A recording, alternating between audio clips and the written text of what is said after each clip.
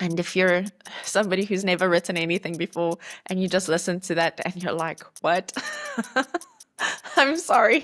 Hi, guys, and welcome to the first solo episode of my podcast here, where I talk about everything related to writing and me putting my first novel together. So I have really been enjoying some of your feedback on some of the past episodes, and it was a comment from one of the listeners where you asked me what's going on with my book that made me realize, oh my word, it might be a good idea to every now and then just film a piece of content giving you a bit of an update of what's going on with my book. And so I've made a few notes that I will just be going through today. I'll be talking to you firstly about what's been going on with my book, but also how I've approached the marketing of my book even before I've got an agent or a book deal or have even published my book. And on the topic of marketing, I'll share some of the things that have been working and the things that haven't been working, so you can learn from my mistakes and hopefully your ride will be a lot smoother. So how's it going with my book? Well, I took a month off, the month of April, to focus on my book. And in that month, I started thinking about marketing, because what's the point of having a book if nobody's going to read it? Well, there's actually a lot that I could say to debate what I've just said. But I think where I'm at, I've written so many things, especially films, movies, that haven't been turned into anything. So I'm at a point where I want to write something that I actually want to share with people. So I have thought about marketing, and especially I thought a lot about marketing in the month of April. And that's when I started up my TikTok and my Instagram. So I'm just going to take a bit of a segue to focus on these social media platforms before I get further into where I'm at with my book. But on the odd chance that you're in a space where you're thinking about wanting to find the right audience for your book or for the book that you want to write one day, then maybe you'll find some of my findings helpful. So personally, I have found that my consuming of content behavior has changed dramatically over the years. So I used to love a YouTube video, and I still love a YouTube video, but I'm not watching as many YouTube videos as I used to. If I have to be completely honest, I find myself watching a lot of podcasts. And when I say watching, sometimes it's a hybrid. Sometimes I have a podcast on while I'm doing chores at home. Sometimes I'm just listening to it. And sometimes if I really want to relax just before bed, I'll just lie down and watch a podcast. So I found that long form content is really working for me. But in the same breath, I will never forget how opposed to short form content I was when it first got popular and everybody was watching short form. I just thought it was, I don't know, I just had some serious opinions that I don't feel like I need to share here. But I now too have started to enjoy short form content. So depending on my mood, I either watch a short form piece of content or I find myself watching long form content. And I lied when I say a short form piece of content. Usually I do find myself just watching loads, but predominantly on YouTube. I don't scroll through TikTok and I don't scroll through Instagram. But now, with regards to my short form content, I have shorts on YouTube, I have TikTok, and I have Instagram, as I've mentioned. And this is really blown my mind, because it feels like Instagram has become quite a stale platform. And when I say that, it feels superficial. Like, are people actually on there? And I mean, I'm getting views on the videos, and if you look at the ratio of subscriber count to views, like, yeah, but there's not really much engagement, which doesn't make me feel like it's robust in the audience that I want for my book, or that there are actively people on there who are trying to engage with content. I kind of feel like it's just this magazine that people kind of scroll through while they're getting their hair done. But TikTok, on the other hand, that has been a surprising platform for me, because I've shared content there, and the people there, they don't only watch content, they engage with the content. And that's been surprising to me because I haven't seen this uptake in engagement since the early days of YouTube or Instagram, where people watched your content and genuinely responded, not just the fire icons or heart emojis or whatever, like real people leaving real comments. That was refreshing to see on TikTok. So my TikTok has grown quicker than I'd say my Instagram has grown. If we're comparing views, my YouTube shorts seem to be getting the most views, and then it's TikTok, and then it's Instagram. But if I have to look at the most engaged platform, I'd have to say, for me at least, it's TikTok. But on that, I have been focusing my time on creating pieces of content that are specific for those social platforms. So what I mean by that is I've picked up that there's a certain cadence, there's a certain format to short form content that performs well. It's very different to YouTube videos and what I'm used to as somebody who's been creating content on YouTube for like almost 5 years now. So I've noticed that it's a very different vibe. And I had some nice success with a couple of my videos, but then I hit this sort of crisis, if I can use that word, because I just didn't feel like I could continue with the direction I was going with all of my content. So let me just backtrack to give you some context. So I would have podcast clips as short form pieces of content. And then I would also make specific ones like a review of a book or going into a bookstore to choose books or something. Or another example, I made a video where I said there are like 3 different types of people who buy books. I would say it's very unrelated to my podcast, but it is still very much related to an audience who enjoy reading books.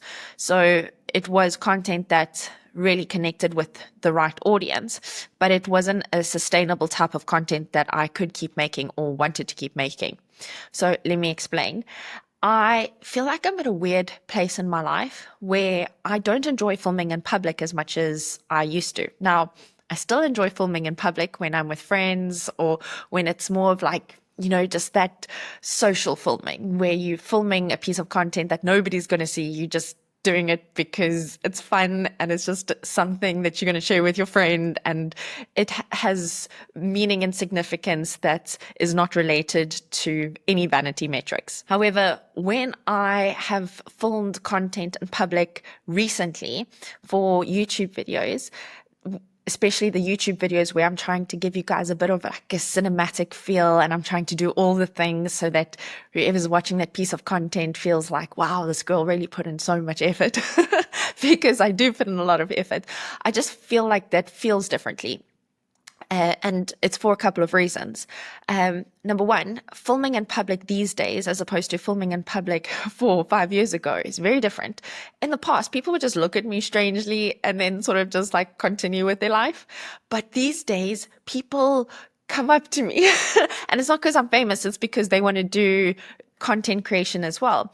So I don't have an issue with this apart from the fact that I don't have time to chat to people. So for an example, I took myself on a writing date where I went to work from a coffee shop and I was filming B-roll shots and I didn't have a lot of time. So I really planned everything out so that I would be able to film my shots, but also get in 2 to 3 hours of writing.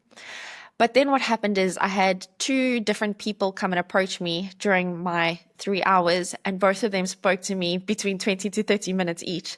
And it really took out of the time that I wanted to put towards my writing, because I don't want to be rude and be like, I don't really have time to talk right now. I kind of have to work. Because I just find that people are curious now about content creation and creating their own content, and supportive and lovely. Like there's nothing wrong with that. It's just the season of life I'm in. I don't really have time to sort of be outside of the goal of what I'm trying to do. So I'm finding filming in public to be difficult for that reason. But also I'm a mom, and I've just sort of like had different ways of thinking about this, because if my mom makes content on social media and she's going out and reviewing, let's say, breakfasts or whatever, and she sends me those videos, I think that's really cool. And I'm like, yeah, I get it, girl, you go, mom. But somehow it just feels a little bit cringe if I do it. And I just feel like I'm just so hypersensitive at the moment of what my children will think of my content one day. And I know I'm probably overthinking this, and I might look back in 20 years and be like, oh, Margs, you just were way in your head. You should have just gone out and just done it all. Because it is fun. Like, I really do enjoy filming. Like I said, when I'm just filming for fun, if me and my friends go out or me and my friends do something, then it's just so fun. But again, it's not for the world to see or for people to see. It's just a picture or a video between me and my friends. So yeah, I just don't know. I feel like a podcast is kind of like fine, regardless of how old you are. Like, one of my favorite podcasts at the moment is Dish, and both of the people who host the podcast are over 40. And I just love listening to them chat. And I just think like, yeah, that is so cool. That's just like amazing. But then sometimes if I see, 40-year-olds creating similar content to what 20-year-olds are creating, sometimes it can feel a little bit cringe. But then I'm also like, it's not cringe because of my mom does it. I'm like, yeah, go for it, mom. So I just think because I'm not sure of how I feel about me doing it right now, I just rather focus on what feels comfortable. And that is this format, just sitting in front of a camera, talking to people who I feel want to hear what I have to say, because let's just be honest, if you're still listening at this point, you're interested. But it's also content that if my boys come across it in 10 years or their friends come across it, I just feel like it's content I don't mind them coming across, because I feel like I'm more focusing on what I'm saying as opposed to how I'm saying it. And like I said, I might change my mind on this, but that's kind of just where I'm at right now. And I think the big takeaway from all of this is it's okay to change your mind. Well, at least it's okay for me to change my mind. So I decided to remove all of the short form content that wasn't podcast related. And I've also privated a lot of videos on my channel that aren't really gelling with where I'm at right now in life. There's a lot of videos that I'm still super proud of that might come across as cringe, but I'm really, really proud of them. But I think I'm just at a point where when it comes to the content that I'm putting out there, I just, just wanted to feel aligned with where I'm at now. And like I said, I might change my mind again. And if I do, that's totally okay. And I will hopefully create another podcast episode where I share where I'm at with you and bring you along for the journey. But this is just kind of where I'm at now with social content, and it feels like this is something that is sustainable for me to do, and I enjoy it. I really enjoy creating this type of video. So if you've been on this channel for a while now and you've seen the roller coaster of ups and downs and things that I've tried, this is my first time doing this. I don't know anybody personally who does this. So I'm just trying to navigate my own way. And I apologize for being all over the place for a lot of years. But I feel like I've made enough of these videos to know that this is what I enjoy doing. And hopefully this will find an audience that is interested in my writing, my story that I'm putting together. But I hope that I'm also giving them more than just me by interviewing agents, other authors, and I'm actually going to be interviewing people who are experts on Instagram and TikTok. So those are going to happen, and I can't wait to learn from the experts there, because I know that there's still so much that I have to learn. And just the final thing that I have to say is I did make a couple of videos where I reviewed books, and I'm not going to be continuing with that because I just didn't feel right reviewing people's books and giving it stars, because As somebody who's writing a book, I know how much goes into putting a book together, and I know how difficult it is. It's really, really challenging. So I'm at a point where I just want to give everyone 5 stars who has started and finished the process of writing a book, because it's so difficult and it's just all consuming. And yeah, also, like, if I wanted to interview these authors one day and they came across my content and they were like, yeah, well, you gave that book 3 stars, I think I just feel not so great about that. So even if I do feel like there are certain things I don't enjoy about books, I'd rather talk about that in general as opposed to speaking to, yeah, just somebody's art. And I will talk about that maybe at the end of this video, just some of the things that I really enjoy and the things that I don't enjoy about romance books. So if you're keen to hear about that, stick around to the end. But let me just quickly fill you in with what's been going on with my book. So I spent the whole of April pretty much procrastinating and filling that up with trying different marketing strategies on short form, which I did learn from, and I'm glad I did that. And then May, I sort of got back into my book. And as much as I feel like pantsing didn't work for me, I tried plotting, and this book has just got a heart of its own, man. And I feel like such an artist for saying that. But this is not my story that I'm writing. And I'm finding that there are ways that I connect with the story and find myself in it. I feel like I'm at a point with this book where it is such a blessing to write the book that I want to read, but that doesn't make it easy to write it. So I am struggling with sitting down and writing, but what's been working for me, and I'd love to know if anybody else has found success in doing this, but I'll just go for a walk and I'll take my phone and I'll just write on my phone, and then I'll just email myself what I've written, and then I'll use that as somewhat of a, I don't want to say template, but somewhat of a guidance or just something for me to roughly edit or add to when it actually comes to me sitting down to write. So walking and writing has been a big game changer, and I'm quite far into the book now. I'd say I'm about 70% into it, so I'm really proud of it. And the other day I just read through it from start to finish and just made edits, and like, I'm really enjoying the story. It's so cool. But with regards to writing, it's a very different process to any of the other things that I've written. And it is definitely taking the longest to piece the story together, because I feel like I kind of move forward and then I just like feel what's supposed to happen next. And it kind of feels right or it doesn't. And I've never written anything this way before, but the story feels true when I go about it this way.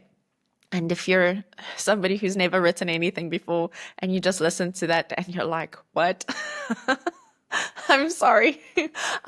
There's not really an eloquent way for me to describe this that makes sense, because this story is an example of something that's just kind of going through me, and I'm just very grateful to be part of the process. But that said, later today, I'm actually having my first coaching session with a writing coach, and I'm just grateful to be able to geek out about writing and story. I mean, I have no idea what to expect with this writing session. I'm just grateful that I get to have it. I don't even know if it's a writing session. I have no idea what I'm getting myself into, but I'll be having a session with a writing coach. And in the next solo podcast, I'll make sure to update you guys on how that went and what even happens in a session with a writing coach. Well, at least what happened in my session with a writing coach. So hopefully I will have a lot of breakthrough and feel more inspired and encouraged to work on my book. And I'm going to end this solo episode by talking to you about things that I have discovered that I love about romance books and things that I really don't enjoy about romance books. So let's start with the negatives. Some things that have really got to me, and I've been reading a lot of romance books lately, is I really struggle when I feel like an author is forcing a connection between two people so that it can result in a steamy scene. I don't enjoy this at all. Maybe I'm the only person in the world, but tell me in the comments if I'm not. I don't feel like you can just see someone and you can be like, yeah, you. I am going to fall in love with you in a month. I just feel like some of these books, the characters fall in love way too quickly, or it's almost like emotion is trying to be forced into every one of their interactions and it just doesn't feel natural. And I just can't stand it when there are just way too many spicy scenes that don't serve the plot of the story, that don't move the story forward. I just get really frustrated with that. I also get frustrated when people talk about abs and like the word abs or how they use abs in the sentence is just supposed to like ignite some sort of emotion. Maybe I'm just not attracted to abs in the same way that most people are. I don't know, like somebody can be really good looking, but if there's nothing here, like I don't even see anything else. And also like eyelashes that go on for days. Like that is just also an ick for me when I read a romance book. I just, when I see a line similar to that or like that, I just feel like, oh man, you're losing me. So those are just little icks that I've picked up recently in reading quite a bit of romance books. And I'm sure as I continue reading, more and more will come to me. And I love seeing these things because I'm like, oh yeah, I'm not going to do that. Some things that I love about romance books, and I'm just going to just focus on the main thing. And then in future videos, I'll get more specific because I do have like specific examples of things that are just brilliantly done. But my favorite thing about romance novels is when an author manages to beautifully capture that initial spark you have when you meet someone that your heart just has been longing to meet, when an author manages to capture that moment when two people see each other and they connect with each other, but also they just get to know each other, and it's out of a space of getting to know each other that they fall for each other. It's more than just physical attraction. It's like the next layer, and it's when it's beautifully built up over a realistic time period or during a realistic set of circumstances, because I do believe that people can fall harder and quicker under certain circumstances. I'm not saying that it has to be like a 2-year thing or that people can't fall in love at first sight, but it just has to make sense. So I love it when a romance book accurately captures that. And there's nothing like that feeling of a crush where you just can't get the person out of your head and it's the last thing you think of when you go to sleep or the first thing you think of in the morning, or when you just catch yourself smiling randomly. Like I love it because those books have a way of just bringing that back into your life. And I personally find that it's refreshing because it reminds me of that time with my husband. And it's just nice to constantly be reminded of that.